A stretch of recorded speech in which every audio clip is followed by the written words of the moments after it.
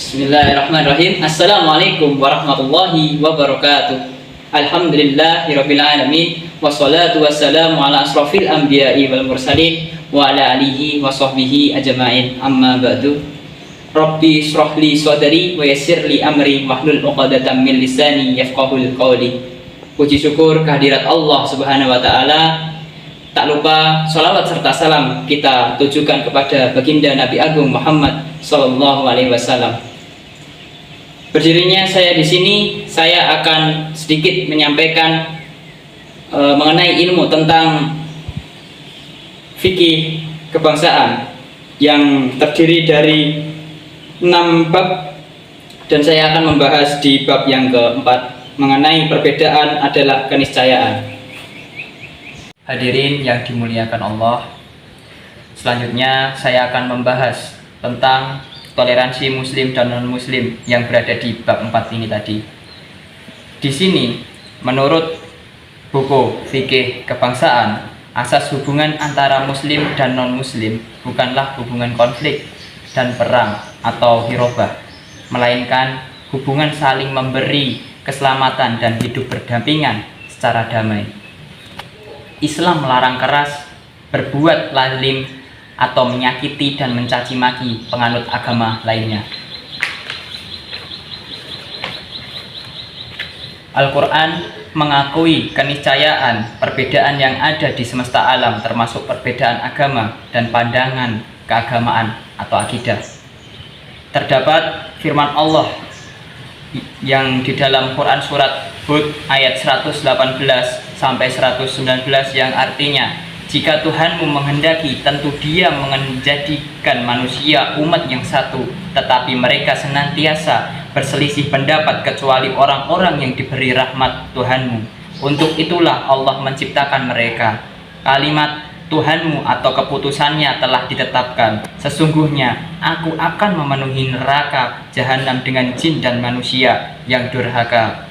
Dalam menyikapi perbedaan agama ini, menurut pandangan Ahlus Sunnah wal Jamaah, lebih mengedepankan sikap menyayangi dan toleransi, merajut tali ukhuwah Islamiyah, serta membangun hubungan harmonis, karena inilah cerminan ajaran Islam sebenarnya.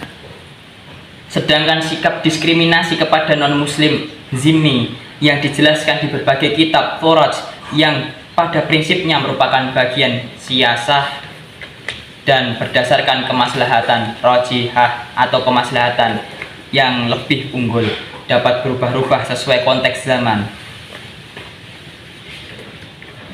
Toleransi terlebih bila dimaksud untuk menunjukkan cerminan Islam yang rahmatan lil alamin dan dimaksudkan untuk mewujudkan persatuan bangsa, tidak tepat dipahami sebagai upaya menebarkan paham pluralisme agama dalam arti semua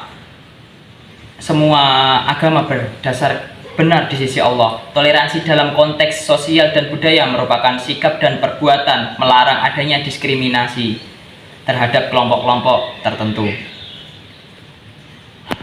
Hadirin yang dimuliakan Allah Subhanahu wa taala, mari kita lanjutkan ke materi selanjutnya, yakni ragam contoh perilaku toleransi muslim kepada non-muslim. Yang pertama adalah mengucapkan selamat Natal. Menurut buku fikih kebangsaan dalam khasanah fikih klasik, hukum seorang muslim mengucapkan selamat Natal kepada kaum Nasrani adalah haram dan termasuk muwafaqah fi syiarihim atau menyesuaikan diri dengan syiar mereka yang diharamkan. Pelakunya pun akan dikenakan hukuman. Namun bila terdapat kondisi mendesak, contohnya seperti pejabat publik atau tokoh masyarakat dan lainnya teruntuk untuk mengucapkannya, maka diperbolehkan sebatas untuk menjaga keharmonisan sosial.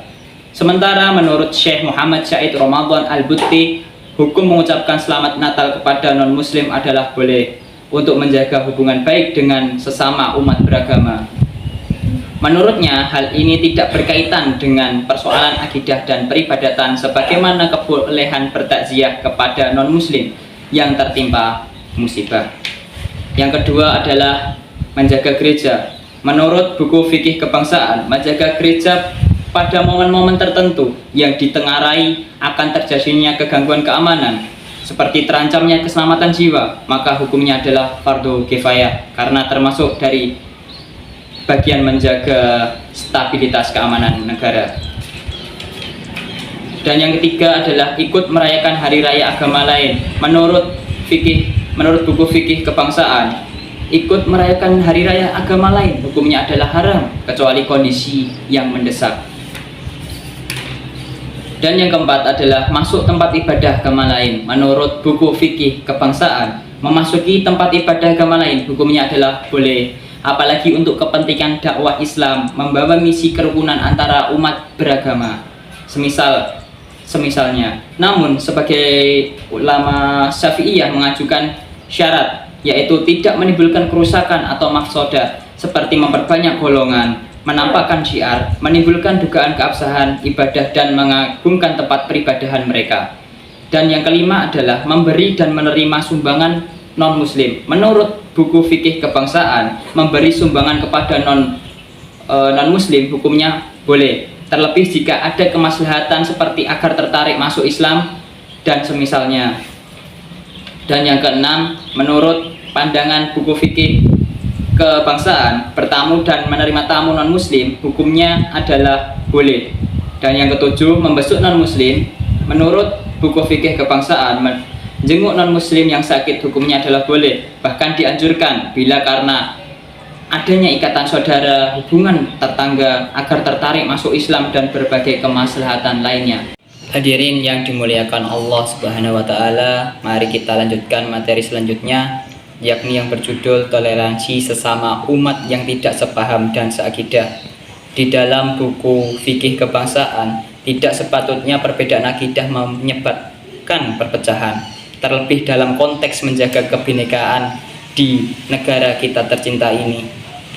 Sebagaimana ditegaskan dalam prinsip amar ma'ruf nahi mungkar, agar dalam rangka menghilangkan kemungkaran disyariatkan tidak menimbulkan kemungkaran yang lebih besar. Menurut Syekh Ramadan Al-Butti menegaskan tidak perlu mencari sekat perbedaan yang memecah belah masyarakat, namun seharusnya yang dicari adalah titik temu yang mempersatukan. Andaikan setiap perbedaan harus berakhir dengan perpecahan, niscaya tidak ada jalinan kasih, persaudaraan dan kekerabatan di antara saudara sekandung. Para fuqaha melarang pertentangan dalam persoalan yang berkaitan dengan kemaslahatan umum seperti politik negara, urusan perang, undang-undang negara, dan semisalnya. Karena itu, segala macam bentuk dakwah yang bersifat merusak akidah masyarakat dan integrasi bangsa sudah seharusnya ditolak dengan proporsional sesuai prosedur amar ma'ruf nahi mungkar dan perundang-perundangan yang berlaku di Indonesia. Yang dimuliakan Allah Subhanahu wa taala, mari kita lanjutkan materi selanjutnya, yakni yang berjudul dakwah dengan mengedepankan rahmat. Menurut pandangan Ahlu Sunnah wal Jamaah An-Nahdiyin, hendaknya dilakukan dengan metode yang paling efektif, yakni dengan menggunakan cara-cara yang ramah dan dilakukan dengan cara bertahap. Bila sasaran dakwah belum dapat menjalankan seluruh kewajiban-kewajiban syariat, hendaknya diajak melakukan kewajiban yang paling penting sebelum kewajiban lainnya. Bila belum dapat meninggalkan keharaman secara keseluruhan, maka dinasihati untuk meninggalkan sebagiannya, baru beralih menuju yang lain. Demikian seterusnya secara bertahap dan berproses. Dakwah Ahlu Sunnah wal Jamaah An-Nahdiyin hendaknya dilakukan dengan mengedepankan etika baik, yaitu mengikuti tradisi masyarakat selama bukan dalam hal kemaksiatan. Saat ditanya tentang budi pengerti, baik Sayyidina Ali bin Abi Thalib menjawab yang berbunyi huwa muwafaqatun nasi fi kulli syai'in ma'adal ma'asi, yang berarti beretika yang baik adalah mengikuti tradisi dalam segala hal selama bukan kemaksiatan. Dan yang selanjutnya adalah ada Imam Al-Ghazali menegaskan wa husnul khuluqi ma'an nasi alla tahmilan nasa ala muradin nafsik bal tahmilan nafsika ala muradihim ma lam yukhalifu syar'a. Yang berarti etika baik dengan manusia adalah engkau tidak menuntut mereka sesuai kehendakmu, namun hendaknya engkau sesuaikan dirimu sesuai kehendak mereka selama tidak bertentangan dengan syariat agama. Dan selanjutnya ada lagi pendapat Syekh Ibnu Aqil Al-Hanbali sebagaimana dikutip Ibnu Muflih dalam Al-Adab Al-Syariah mengatakan la yanbaghil khuruju min adatin nasi illa fil haram. Tidak sepantasnya keluar dari tradisi manusia kecuali dalam keharaman. Bahkan terkadang kesunahan sebaiknya ditinggalkan apabila melakukannya berdampak meresahkan bagi masyarakat.